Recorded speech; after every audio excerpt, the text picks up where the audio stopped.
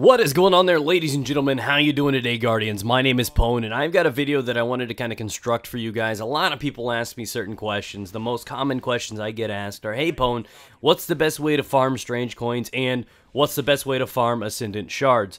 So I'm going to do my best to give you my strategies, if you will, and just some honest feedback for you, because there's a lot of people that are expecting quick results and aren't willing to do the things you need to do to get there.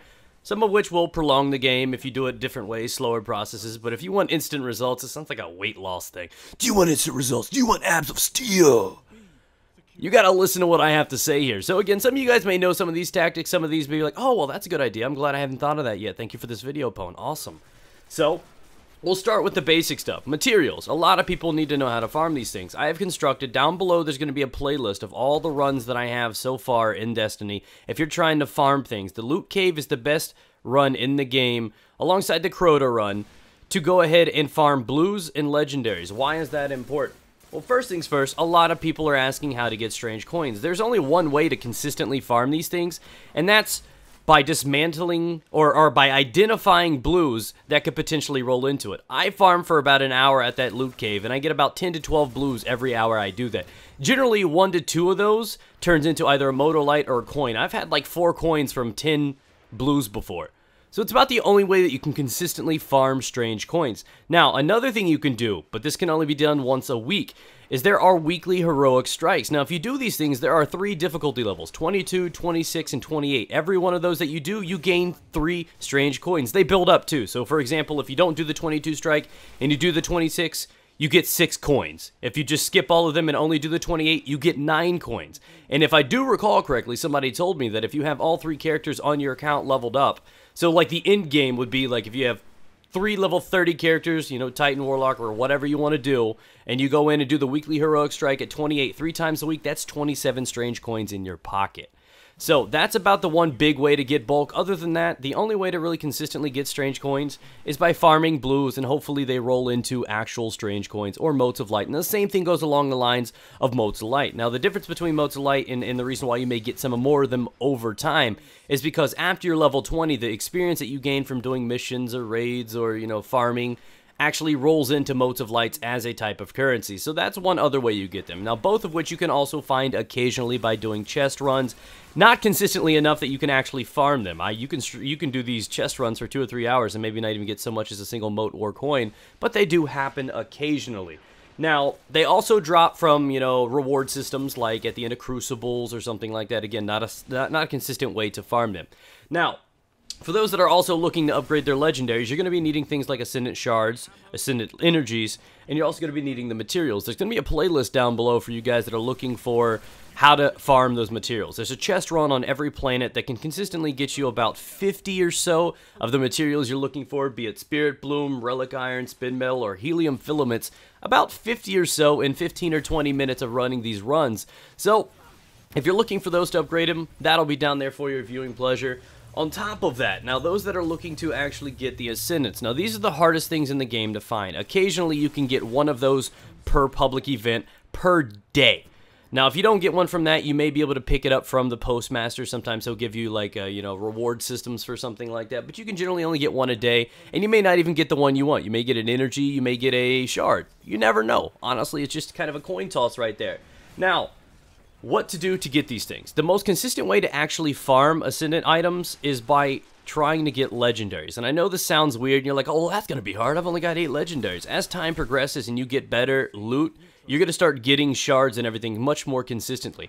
And what I mean by that is each one of the shards of the energies is designated for a certain thing. You get energies to go ahead towards your weapons, and you need shards for your armor. And the reason shards are most sought after right now is because, again, people are wanting to upgrade their light level, trying to get to level 30 or higher and higher, and to do that you need shards to upgrade your armor.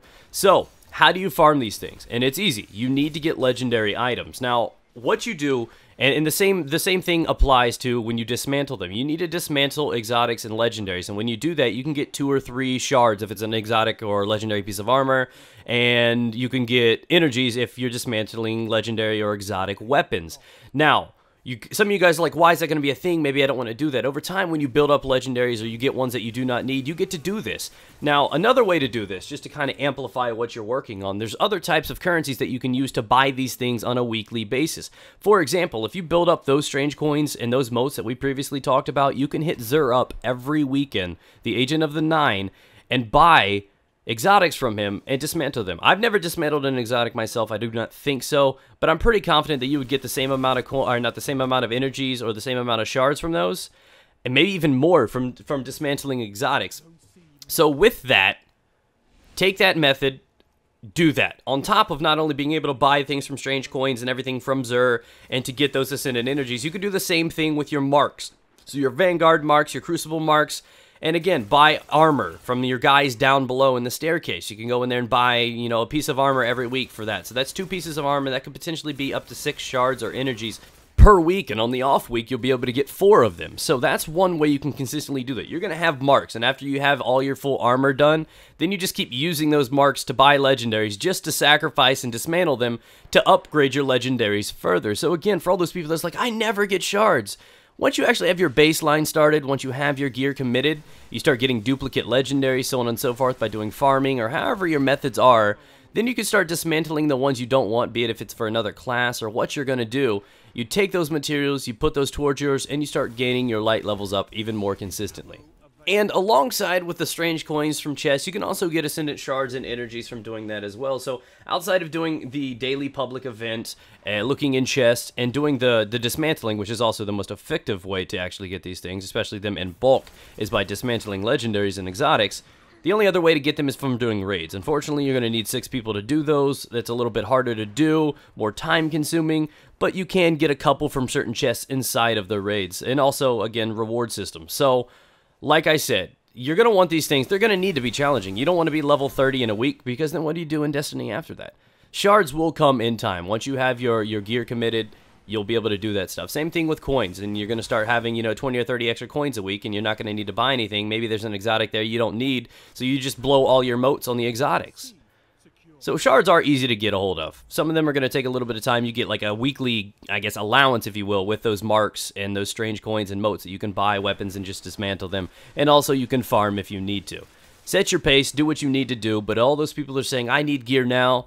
Take those initiatives, take those opportunities, and go do them. Thank you guys for watching. Hopefully you've learned something from this. If you have anything else to add, throw it down in the comment section below. Help other people around here. Thank you for your time. Be sure to like the video, and I will catch you guys out there.